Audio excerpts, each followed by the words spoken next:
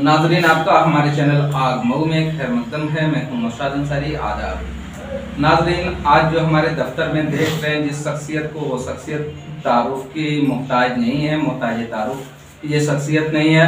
आप जानते हैं कि समाजवादी पार्टी मजलिस आमला के कौमी मजलिस आमला के रुकन हैं अल्ताफ अंसारी, और इन्होंने बुनकरों, मजदूरों, गरीबों की लड़ाई लड़ते हुए 2 बार मऊ असेंबली से इलेक्शन लड़ भी चुके हैं।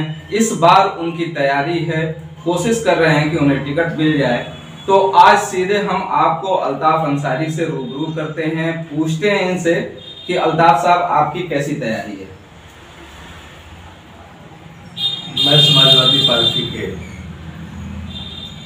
नेता आदरणीय अखिलेश यादव जी के हुक्म पर 2 बार 2012 और 2017 का चुनाव लड़ा। मेरा दुर्भाग्य था कि मैं दोनों चुनाव हार गया, मगर चुनाव जिस दिन हारता हूं और उसके दूसरे दिन सुबह से लगातार आप ही और आपके इलाके में और अपनी मऊ विधानसभा के प्रत्येक दरवाजों तक लोगों के दुख सुख में शरीक होने का काम करता हूं। मेरी पूरी तैयारी है, अपने मुखिया का आदेश का इंतजार है। एक तरफ अभी हमने देखा है, आपने एक वीडियो लगाई है और उस वीडियो के जरिए मैसेज देने की कोशिश की है। कहीं ना कहीं आपने मुख्तार अंसारी और बिरादरान पर जबरदस्त हमला किया है, जबकि अलायंस के जो बात हुई है उसके बाद से आपके जो कौमी लीडर हैं उनकी तरफ से मुख्तार अंसारी और उनके परिवार पे किसी तरीके का हमला नहीं हो रहा है। तो क्या समझे मऊ के लोग? देखिए, मैं कभी किसी व्यक्ति के ऊपर हमला नहीं करता। मैं जो मऊ की दर्द है या पिछले एक लंबे ज़माने से जो मऊ पीछे के रास्ते पीछे की तरफ बढ़ता चला जा रहा है, हर शहर, हर बस्ती, हर कौम, हर बिरादरी के लोग आगे के रास्ते को तलाश करते हैं, मगर किसी एक इंसान की वजह से मऊ लगातार पिछले लंबे ज़माने से पीछे होता चला जा रहा है।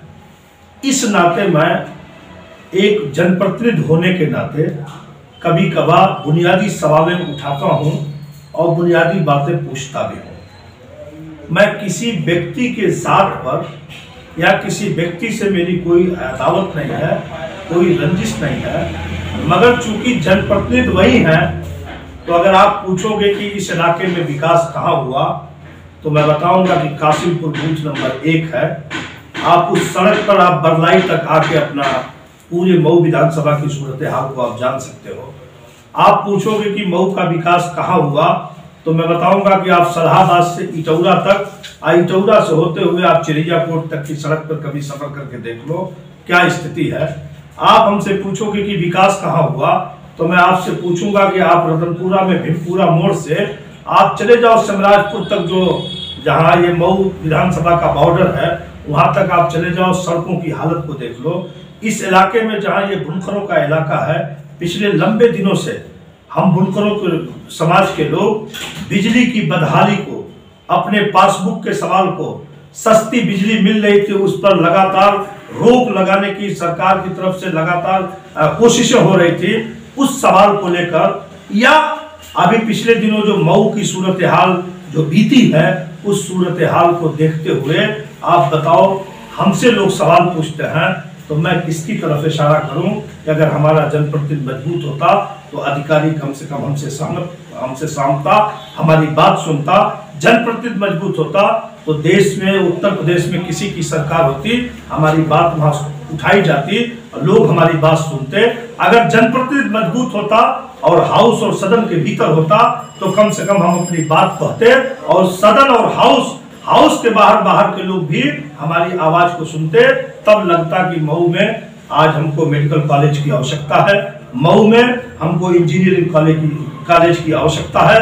तब आपको लगता कि मऊ में प्रशासनिक उत्पीड़न बढ़ा है, उसको रोकने की आवश्यकता है। इन सवालों को लेकर मैं कभी कभार जब कोई सवाल पूछता है तो मैं आप जनप्रतिनिधि को कहता हूं, मैं जनप्रतिनिधि चाहे एमएलए हो, चाहे जनप्रतिनिधि एमपी हो, चाहे जनप्रतिनिधि लगातार पूरे मऊ जनपद में जनप्रतिनिधि के नाम पर सन्नाटा रहता है, तो आखिर में मैं, अगर आप मुझसे पूछोगे तो मैं अपनी दर्द किससे बयान करूं? मैं आप ही से या आप मऊ के साथियों से ये पूछना चाहता हूं। सेंट्रल जो क़यादत है आपकी, सेंट्रल क़यादत ने जो अलायंस तय कर लिया है और उसके बाद से सेंट्रल क़यादत की तरफ से कोई उनके खिलाफ इस तरीके का बयान नहीं आता और आपका जो बयान इस तरीके का आता है, तो कहीं ना कहीं दबी जबान में बगावत तो नहीं है अल्ताफ अंसारी की? समाजवादी पार्टी में उनके परिवार के एक भूतपूर्व विधायक जहूराबाद की सीट से उन्होंने ज्वाइन किया था और जहूराबाद की सीट हमारी सरकार, हमारे नेता ने उनको दे रखा है। हम उनका ईसुपुर मोहम्मदाबाद, सॉरी ईसुपुर मोहम्मदाबाद से, और उनको उन्होंने दे रखा है। मैं आज भी अपने नेता के फैसले का स्वागत करता हूं, मगर जिनकी तरफ आप इशारा कर रहे हो, आपसे मैं पूछना चाहता हूं कि वो मेरे गठबंधन में हैं। आपसे मैं पूछना चाहता हूं कि गठबंधन के किसी हिस्से के वो सदस्य हैं। आपसे मैं पूछना चाहता हूं कि आज वो जिन पार्टी से एमएलए किस पार्टी से जीते थे, आज वो कहां हैं? क्या वो बहुजन समाज पार्टी से इस्तीफा दे दिए? बहुजन समाज पार्टी ने उनका टिकट काटा है। बहुजन समाज पार्टी के आज भी वो मेंबर असेंबली हैं। तो फिर आप या लोग इन बातों का सवाल क्यों उठाते हैं कि वो समाजवादी पार्टी की तरफ है? मतलब क्या एक तरीके से इशारा ये समझा जाए कि समाजवादी पार्टी अल्ताफ अंसारी पे भरोसा करने जा रही है? समाजवादी पार्टी ने अल्ताफ अंसारी पे 2 बार भरोसा किया है और मैं यहाँ की मऊ की आवाम को बेपनाह, मैं उनका शुक्रगुजार हूं कि यहाँ की आवाम ने बेपनाह मुझसे मोहब्बत किया। एक बार 54,216 वोट मैंने उसी व्यक्ति के खिलाफ पाया। एक बार, दूसरी बार 2017 में 74,016 वोट पाया। इस मऊ शहर के जो बुनकरों की बस्ती है, इस मऊ शहर की बुनकरों की बस्ती में मैं उनको चुनाव हराने की कोशिश किया और हरा दिया। मगर मेरी बदकिस्मती थी कि मैं अपने लोगों की मोहब्बत को जीत नहीं सका और उत्तर प्रदेश की असेंबली में अपनी बुनकरों की बदहाली पे बोल नहीं सका।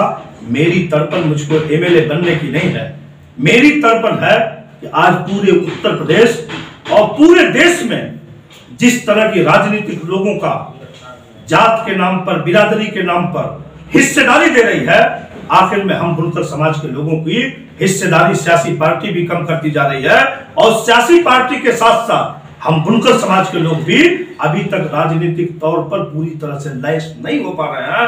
इस नाते मैं जब से निरंतर प्रयास कर रहा हूं कि अपने बुनकर समाज के लोगों को राजनीतिक हिस्सेदारी के लिए जगाने की कोशिश कर रहा हूं। बहुत हद तक लोगों ने जाग रखा है, मगर वक्त का इंतजार है। अगर वक्त के इंतजार में अगर आदरणीय अखिलेश यादव जी का इस बार हुक्म हुआ तो इसी मऊ शहर से इतनी बड़ी ताकत से चुनाव जीत के जाऊंगा, और जीत के जाऊंगा तो मटर गश्ती नहीं करूंगा, जीत के जाऊंगा तो अपने सर पे लोगों का बोझ महसूस करूंगा।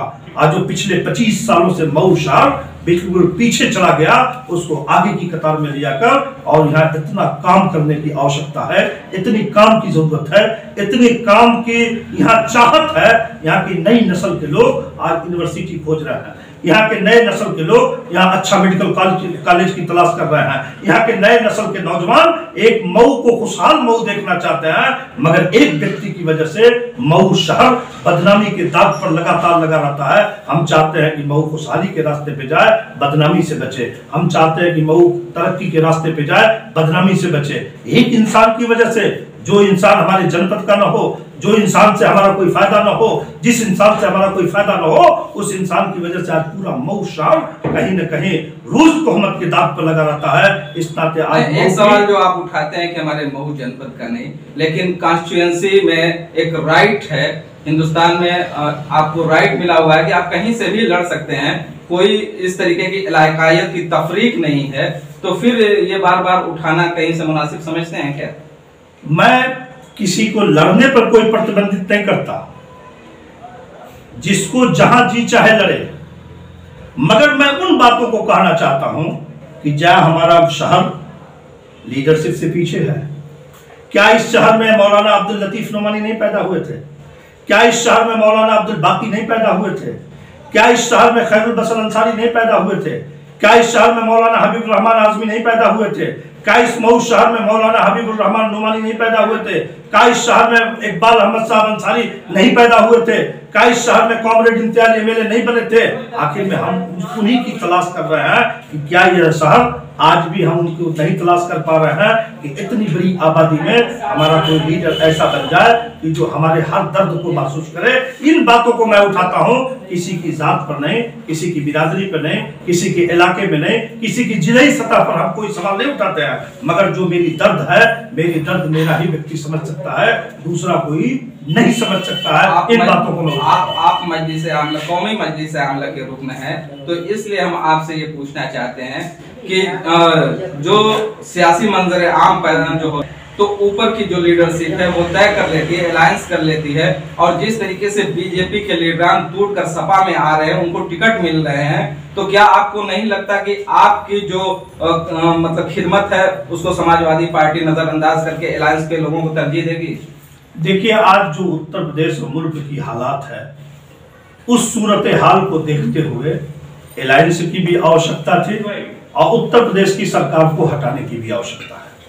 उस सवाल को लेकर अगर हमारे नेता का कोई फैसला होता है तो मैं उस फैसले के लिए अगली कतार में खड़ा हूं। मगर उसके बाद भी मैं जब आपके इलाके में काम करता हूं, मजदूर मजदूरी करता है तो सोचता है कि मालिक उसको कम से कम उसको पूरी तरह से मजदूरी दे दे। मैं लगातार अपनी पार्टी की सेवा करता हूं, तो अपने नेता से मेरी उम्मीद है, और मेरे नेता ने मुझको 2 बार मुझको मौका दिया, तीसरी बार भी मुझको अपने नेता पे भरोसा है कि मुझको पूरी तरह से मौका देंगे।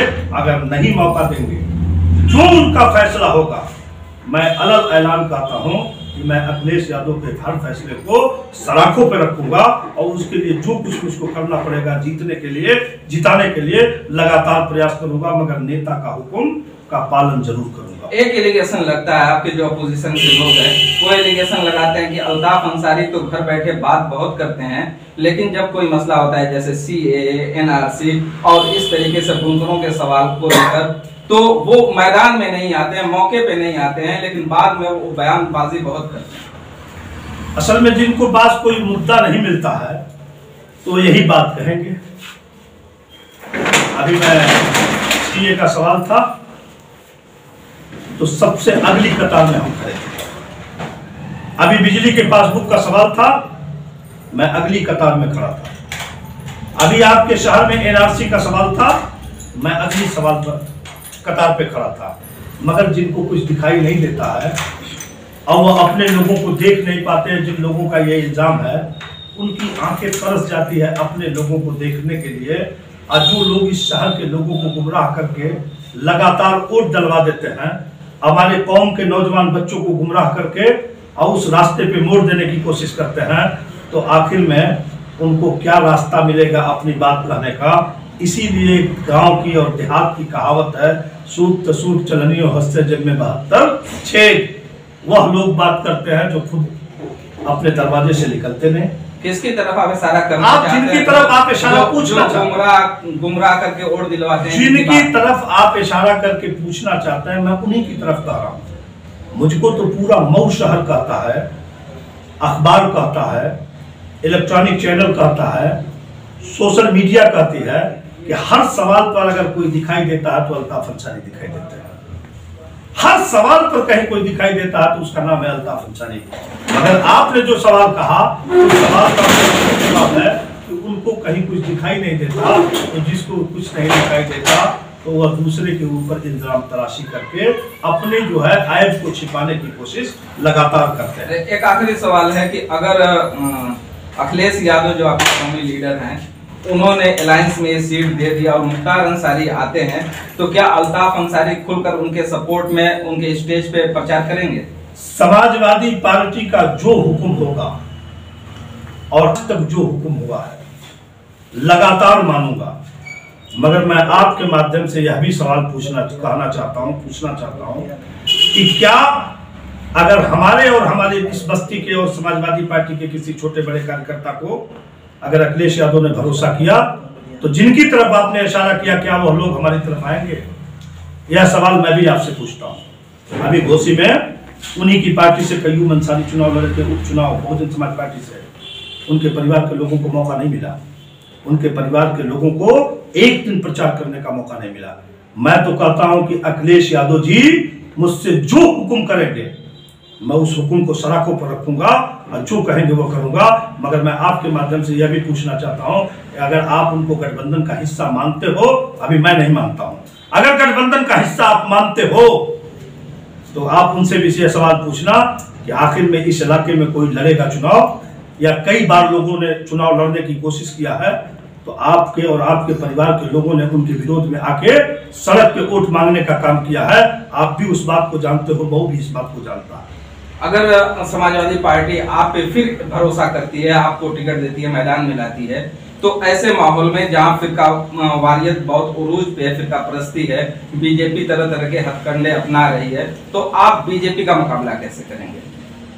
इस मऊ सदर सीट पर या उत्तर प्रदेश में और पूरे जनपद में अगर बीजेपी का कोई मुकाबला कर सकती है और कोई व्यक्ति मुकाबला कर सकता है, उस पार्टी का नाम है समाजवादी पार्टी, उस नेता का नाम है अखिलेश यादव। इस विधानसभा में अगर फिरका परस्ती से कोई बहुत मजबूती से और भारतीय जनता पार्टी के खिलाफ कोई बहुत मजबूती से लड़ सकता है तो मुझे अपने पर और अपने नेता की नीयत पर भरोसा है, उनकी नीत पर भरोसा है कि बेहतर नीत है और उनकी नीत को गांव-गांव, गली कूचे में और हर बस्ती में लोग पसंद कर रहे हैं। इस नाते समाजवादी पार्टी की एक लहर है, बीजेपी कहीं दूर दूर तक लड़ाई के बाहर रहेगी। और जब मैं लड़ूंगा तो मैं तो एक ऐसा व्यक्ति हूँ, ना तो मेरे ऊपर कभी सांप्रदायिकता का कोई चार्ज है, ना किसी जात बिरादरी का चार्ज है।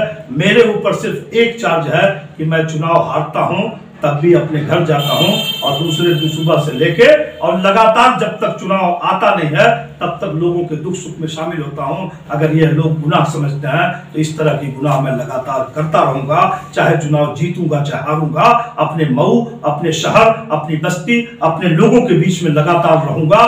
चुनाव हारने के लिए, चुनाव जीतने के लिए, एमएलए बनने के लिए, एमपी बनने के लिए नहीं। जिस दिन से राजनीति का मन बनाया था उस दिन से जनता की सेवा करने का मन बनाया हूं। लगातार जनता का सेवा करता रहूंगा, इसको कोई रोक नहीं सकता है। अगर समाजवादी पार्टी की सरकार बनती है, जिस तरीके से समाजवादी पार्टी ने और भी आम आदमी पार्टी ने 300 बिजली फ्री यूनिट देने का कहा है, लेकिन बुनकरों के जो फ्लैट रेट को योगी सरकार ने खत्म कर दिया है, तो क्या बुनकर फिर ये बात समझे कि अब बुनकरों को समाजवादी पार्टी की सरकार आएगी तो फ्लैट रेट नहीं बल्कि फ्री उनको भी बिजली मिलेगी? समाजवादी पार्टी की सरकार आएगी तो जो आदरणीय नेताजी ने जो इस 2006 में ये फ्लैट रेट लागू किया था वह पुनः बहाल होगा। और इससे भी बेहतर बुनकरों के लिए क्या किया जा सकता है, आदरणीय अखिलेश यादव जी हमारी समाजवादी पार्टी की राष्ट्रीय कमेटी में, हो सकता है कि हमारे चुनाव जो मैनिफेस्टो आ रहा है उनमें भी इन बातों का जिक्र है। और हम आपको भरोसा दिलाते हैं कि अगर अखिलेश यादव जी उत्तर प्रदेश के मुख्यमंत्री बन गए और उत्तर प्रदेश में समाजवादी पार्टी की सरकार बन गई तो बुनकरों का हर बेहतर इंतजाम करने की हम सब लोग मिलकर कोशिश करेंगे और उसको अमली जामा तक पहनाने की कोशिश किया जाएगा। बहुत बहुत शुक्रिया। तो आप नाजरीन देख रहे थे अल्ताफ अंसारी के साथ सीधी बातचीत। जैसा कि आपने सुना कि अगर समाजवादी पार्टी की सरकार बनती है तो बुनकरों से जो फ्लैट रेट वापस लिए गए हैं उसको फिर से बहाल किया जाएगा, बल्कि बहाल ही नहीं किया जाएगा, अल्ताफ अंसारी कहते हैं कि उसको और बेहतर बनाने की कोशिश की जाएगी। उम्मीद करते हैं कि अगर सरकार बनेगी तो बुनकरों को कुछ फायदा होगा। नाजरीन, हम आपको इसी तरीके से इलेक्शन की आगे भी अपडेट देते रहेंगे। तब तक हम आपसे इजाजत चाहते हैं। अल्लाह हाफिज।